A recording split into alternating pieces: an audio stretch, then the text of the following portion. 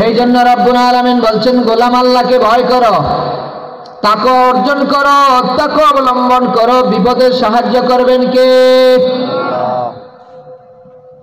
এটার উপর ঈমান আছে তো? বিপদ দেখলে কারে ডাকবেন? না আল্লাহ নাই, থাকলেও বাংলাদেশে নাই, আমেরিকা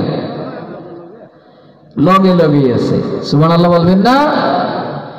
যখনই বিপদ তখনই সাহায্য চাইব কার?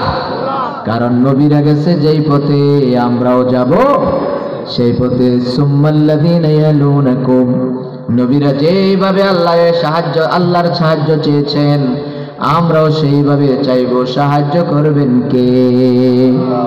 তাহলে 1 নাম্বার উপহার হলো বিপদে সাহায্য করবেন। 2 নম্বরে রব্বুল আলামিন বলছেন ওয়া মান ইয়াত্তাকিল্লাহা ইউকাফির আনহু সাইয়্যাতিহি ওয়া ইউযিম লাহু আজরা। আল্লাহু আকবার। রব্বুল আলামিন বলছেন সূরা তালাক 65 নম্বর সূরার 5 নম্বর আয়াত, আল্লাহ তাআলা বলেন ও গোলামেরা শোনো শোনো, তোমরা যদি আল্লাহরে ভয় করো, তাকওয়া অর্জন করো, তাকওয়া অবলম্বন করো, আমি তোমাদেরকে আজরা দান করব, এমন এমন নিয়ামত দান করে দিব কশ্চিন কালেও কল্পনাও করবে না। সুবহানাল্লাহ। অফুরন্ত নিয়ামত দিয়ে পরিপূর্ণ করে দিব। সুবহানাল্লাহ বলবেন না? আল্লাহর কাছে আছে না নাই? জোরে কোন আছে না নাই? এই জন্য ভয় করা লাগবে কার? এরপর আল্লাহ রাব্বুল আলামিন বলছেন 3 নম্বরে ওয়াত্তাকুল্লাহ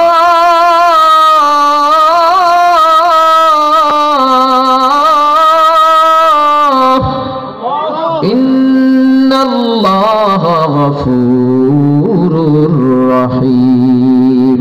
কোন আল্লাহু আকবার।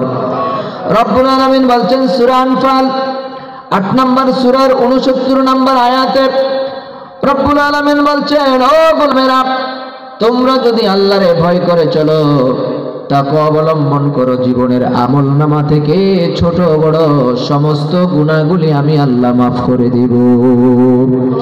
জোরে কান আল্লাহু আকবার। গুনাহ আমাদের আছে না নাই? না নাই? বুকে হাত দিয়ে কেউ বলতে পারবেন যে হুজুর জীবনে একটা গুনাহও করছি না? আছে কেউ? পৃথিবীর কেউ বলতে পারবে? নবীর ছাড়া, নবীদের ছাড়া বাকিরা কেউ বুকে হাত দিয়ে বলতে পারবো না জীবনে একটা গুনাহ করি নাই। কথা বলেন ঠিক কি না? আমরা বলবো জীবনে কেউ বলতে পারবে না পৃথিবীর একজনও গুনাহগার এমন নাই, কেউ গুনাহ করেনি। কিন্তু আমার এই সোনার বাংলায় এক নেতা আছে, জনগণের সামনে মাইকে দাঁড়ায়া হাজার হাজার সামনে কয়, হাজার হাজার মানুষের সামনে দাঁড়ায়া বুকে হাত দিয়ে কয় আমি একটা গুনাহ করছি না। নাম কইতাম নি? এই যে কাদের সিদ্দিকীর ভাই একটা আছে, লতিফ সিদ্দিকী। সিদ্দিক শব্দটার অর্থ কি? বিশ্বাসী। আর এদের কি মিথ্যা কথা কয়। হাজার হাজার মানুষের সামনে দাঁড়ায় আমি গুনাহ করছি না, বুকে হাত দিয়ে করতে পারবো। আমি কই সর্বনাশ, কত বড় পীর কেবলা গজবতুল্লাহ আলাই একটা গুনাহ করছে না। আমরা এখানে যারা আছি আমরা কেউ বলতে পারবো না আমাদের জীবনে কোনো গুনাহ হয় নাই। কেউ বলতে পারবেন হুজুর জীবনে এক ওয়াক্ত নামাজ ছাড়ছি না, একটাও মিথ্যা কথা কই নাই, কোনোদিন অন্যের স্ত্রীর দিকে তাকাই নাই, কোনোদিন মিথ্যা বলি নাই, এমন একটা কথা কেউ বুকে হাত দিয়ে বলতে পারবে না। তার মানে ছোট হোক বড় হোক আমল নামায় গুনাহ আমাদের আছে না নাই? এই গুনার খবর দুনিয়ার কেউ না জানলেও জানে কে? আরো জোরে বলেন জানে কে? এমনও গুনাহগার আছে নিজের স্ত্রীও জানে না, স্ত্রীও জানে না স্বামীর কি গুনাহ আছে। এমনও গুনাহগার আছে পাড়ার মহল্লার লোকেরা যদি জানতো পাড়া থেকে তাড়াই দিত, গ্রামের লোকেরা জানলে গ্রাম থেকে তাড়াই দিত।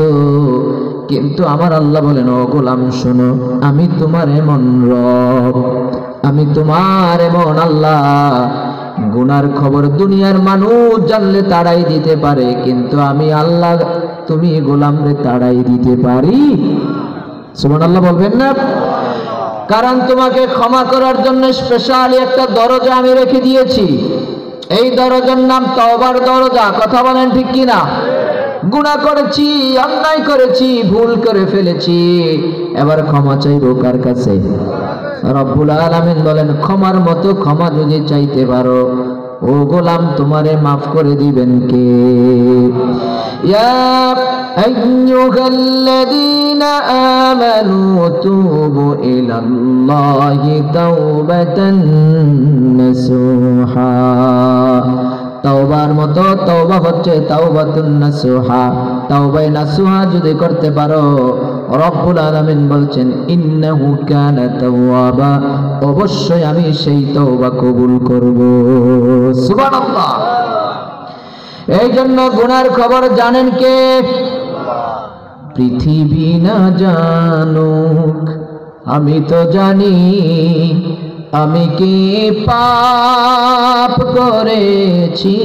হায় পৃথিবী না জানুক, আমি তো জানি আমি কি পাপ করেছি।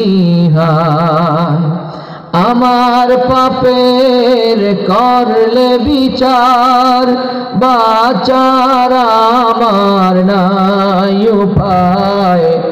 দয়াময় প্রভু মাফ করো আমায়, মাফ করো আমায়। বলেন আমিন। আরো জোরে বলেন আমিন।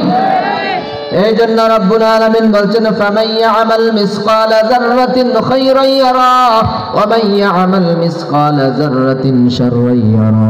ও গোলাম, জীবনের আমলনামায় যদি জাররা থেকে জাররা পরিমাণও যদি গুনাহ থাকে, এই গুনার খবরও আছে কার কাছে? আবার জাররা পরিমাণও যদি নেক আমল থাকে, খবর জানেন কে? এই জন্য স্লোগান হলো গুনাহ যত ছোট হোক করব না, আমল যত ছোট হোক ছাড়ব না। কথা বলেন ঠিক কিনা? গুনাহ যত ছোট হোক করব না, আমল যত ছোট হোক ছাড়ব। রাজি আছি না নাই? হাবিজাবি অবসর থাকলে হাবিজাবি কথাবার্তা না বলে জিকির করবেন কার?